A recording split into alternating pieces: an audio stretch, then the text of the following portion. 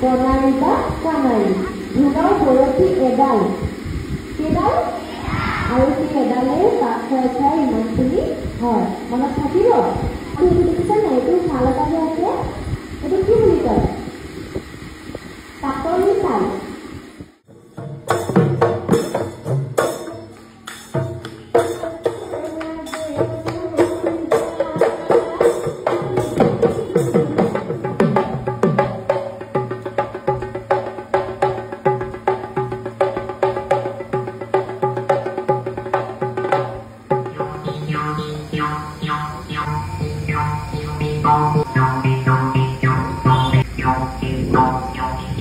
বিহুৰ আৰাধ্য দেৱী কোন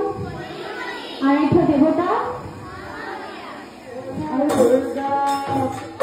বিহুত লোৱা ফুটটোৰ নাম কি আৰু বকে